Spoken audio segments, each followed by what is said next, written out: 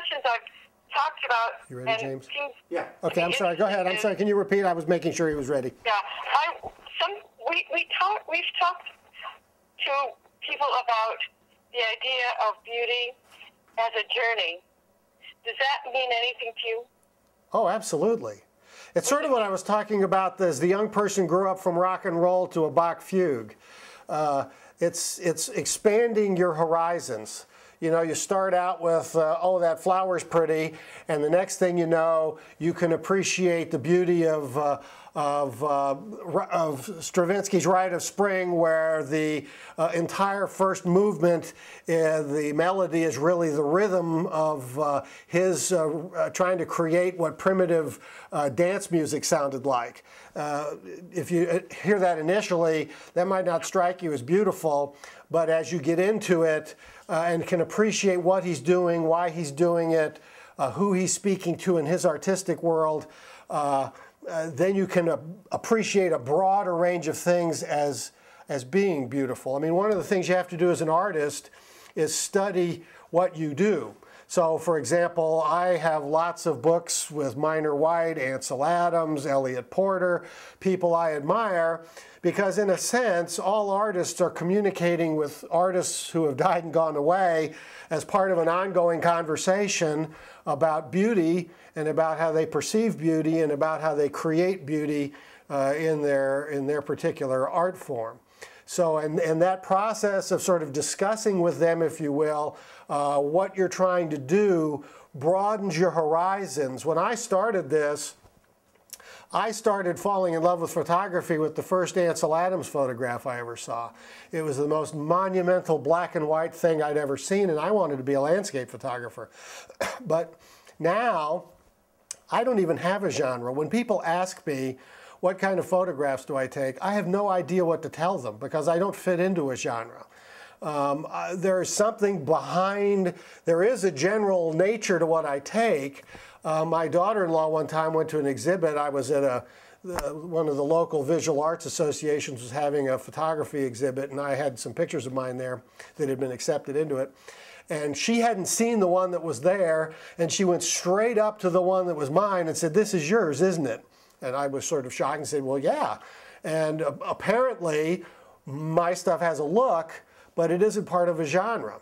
And that's because I don't know that I want to say I've grown beyond Ansel Adams, because that would be presumptuous on my part, but I've gone to a different place than he was at. He sort of stimulated me to get started, and I've sort of gone to my own place, my own way of doing it, even though I still do some black and white. Interesting. Nice. Do you think there is a component of mystery? By the way, I want to add something. It's that art doesn't live in a vacuum. My creating the art is only part of it. It's like the theme I've been trying to get here is it's not that the breadth is increasing just in your art. It affects, there's a synergy there. There's a consilience of all of these events, that what is affecting you in your art is affecting you in your worldview and how you read books, how you read poetry or fiction, how you think about politics, how you relate to other people. It affects everything. It sort of ripples through who you are. So it's a much broader effect than my particular way of creating art. I'm sorry, I didn't mean to interrupt you. That was perfect. That was lovely. Wonderful. Great. Okay, let's go back to the idea about mystery associated with beauty.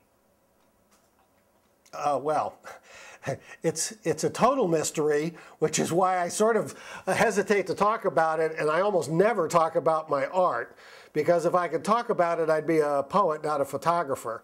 And what I'm photographing, you may have heard, I'm kind of lumbering around with allegories and Plotinus and all this intellectual stuff, but really and truly, that has nothing to do with it. It's the experiencing of it, which is in essence, it's mysterious. I mean, I don't know what else to call it. It's mysterious because it's so much more than, we're just people. You know, we're just flesh and blood. And in the Christian belief system, God had to become incarnate so that we could better understand what it was he was trying to communicate to us, because we're so limited as wondrous as we think we are, you know, as Shakespeare may have commented on it, we're still very limited, stupid, confused creatures. And so for us, what is behind all of this is almost by definition a mystery, because it's beyond our ability to comprehend it. And it's only with these little sort of slivers of insight that seeing the look in a lover's eye, or looking at a beautiful piece of art, or watching a soldier sacrifice his life for another person. I mean, there's something that's hideous and beautiful all at the same time, that we can sort of get a glimpse of what that divinity means. And so it's, I think by its nature, you're describing or dealing with the mystery of our existence. At least that's how I think of it. Great, great, great. What have I forgotten to talk about that you wanted to tell us? I think I've tried to cram all the important stuff in. I spend a lot of time in my blog, particularly the earlier blogs, talking about perception, because what your senses send to your brain is data that is converted into electrochemical impulses that go to your brain. And the important thing to remember is, maybe we haven't hit this hard enough because I really need to. I'm a big lay scientist. I read a lot of lay physics. But one of the things that has really struck me, because we live in a scientific technological world, and we wonder why it's so cold. Remember, I've talked about it being cold and impersonal. Well, the reason is they've distilled the humanity out of existence. I think John Paul II, when he wrote that big theology of the body, that entire theological, big, complex work, what he's trying to point out is that the human experience isn't the scientific experience. And why this gets back to sense data is, when I photograph that shell that we talked about earlier, the scientist would view it as a certain formation, a crystalline formation of calcium, and he would talk about photons of light bouncing off of it at a certain wavelength, hitting, being focused by my lens onto my retina, which then converts it into electrochemical symbols that go to my brain, which is then processed by my nerves, and I experience as a color. But what I experience as a human being is the color. I don't experience the wavelengths. I experience the color.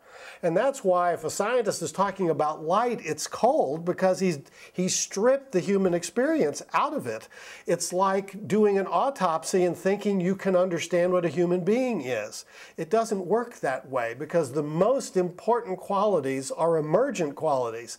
They're qualities that are inherent in the little atoms that they talk about, but they don't reveal themselves to us until they've come to the higher level in the forms of people, your favorite cat, mine is sitting in front of me, or the birds that you see at your bird feeder or whatever. And so I think it's important for us to remember there is more to this existence than the scientific explanation of this existence. Even if you don't want to go be a Christian or a Hindu, or if you don't want to become a member of some organized religion, you need to remember that there is validity in the human experience. We have to take that on faith, because if we don't, then there's really no point to doing any of this.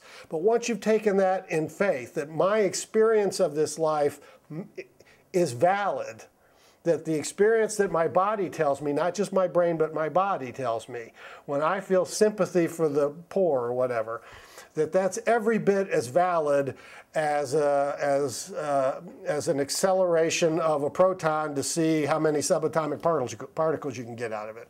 So I think it's important to remember that although I use science in my digital camera and in my computer, the whole point of it, and in the blots of ink that come out of the printer, the point of it isn't that. The point of it is the experience of that. That's the real, because that is what leads you to the right place, I think. So beauty is, the experiencing beauty is, let's associate that with your experience of beauty. Yeah, well, see, those things, I guess the point of that is, those are things that cause you to recognize beauty. I suspect most of it is in you, is what you're really relating to. I hesitate to go there because it sounds arrogant or self-centered, and I don't mean it to, but I'm suspicious what we're really experiencing as beauty is the beauty in ourselves, because that's how we experience life. I can't experience what my wife experiences, for example. I can imagine it, but I can't experience it. All I can experience is myself. But I can infer from my experience of beauty in myself that she, like people in general, have a similar experience and are beautiful inside of themselves. So I think sometimes we can get hung up on the thing causing the beauty, and the sensation of beauty, the experience of beauty, instead of focusing on the experience of beauty itself. And maybe we do that for the good reason that it's hard to talk about. Wonderful. So you're saying that it's echoing something that's within yourself? Yes, it's like the tuning fork, or however you want to think about it, that when you experience this thing, it sets off, this is going to be crude, a vibration inside of you, a thing that's harmonic with that beauty. And you feel that harmony, and that's the thing that you're experiencing as beauty, and that's probably the harmony with the divine that you're feeling. That aspect of you that is divine is what is resonating in you and reminding you of, yes, there is more than just the amino acids that form the DNA that forms my cells, etc. And see, that's important, because then you take harming people or causing ugliness a lot more seriously. If you really know and understand what a person is, if you're coming at them from this perspective, I don't see how you can take a life lightly. It has to be a serious reason. You can't simply say I don't want to make this political, but if you're going to kill a baby, you better take it seriously, because or a person. If you're going into combat, and I'm a retired Air Force officer, if you're going to go take a life, you better do it with the full appreciation of the divine thing you're going to be, or at least the physical aspect of the divine thing you're going to be killing. You better be aware of that. And I'm afraid too many people today are losing that sensitivity. They're becoming desensitized to what's really there. They take life at too little value because they don't understand what it really is. They see it as just a pile of water and amino acids. And that would be a horrible thing. If that's where our culture ends up, it'll die.